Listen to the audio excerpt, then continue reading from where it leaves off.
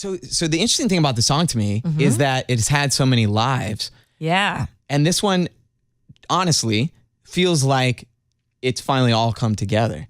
Does it feel like that to you? Yeah, it's really a weird thing. I remember reading this quote with Bob Dylan, and he said that you record a song and then you're forever chasing the perfect version of it from then on.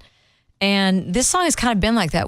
I recorded it after I'd gone to Bosnia in 95. I actually need to look it up, 95 or 96, with then First Lady Hillary Clinton. We have notes that say 96.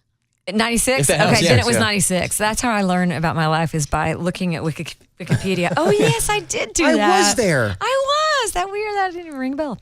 But, okay, so 96. And I went over to play for the troops, and she was there to speak with and meet women and children. And anyway, I got home, and I wrote this song about how we invest, why do we invest in some wars and not in others? Because at the same time that was happening, Rwanda was experiencing this just abhorrent genocide. So it had a life then. It came out on that album. And then years later, right after June Carter passed, who was a dear friend of mine, Johnny Cash recorded this song and was just very, adamant this is going to be the cornerstone of my new record. And he grilled me on what each line meant and wanted to really be able to deliver it in a way that was authentic for him.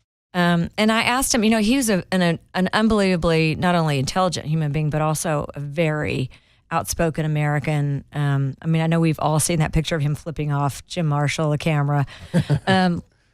He was just a very,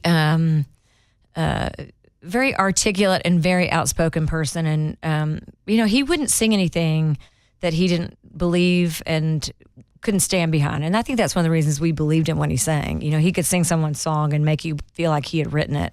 Did he end up believing the same lyric? Like, did he tell you even that he put the same beliefs in each line? He said, this is going to be the cornerstone of my record. He'd lived through the Vietnam War. In fact, very good friends with Chris Christopherson, who served in the Vietnam War.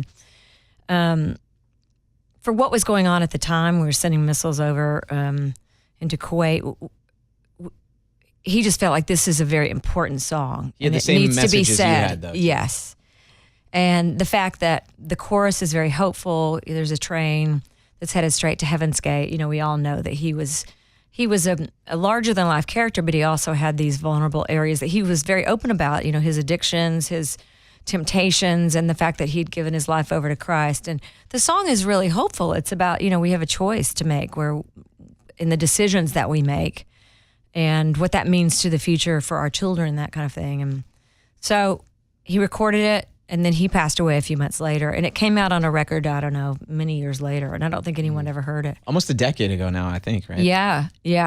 So when it came time to make this record, I kind of recreated it on the piano, and I really felt like, gosh, now is the time that the song could have the most meaning and make the biggest impact as far as where our hearts are.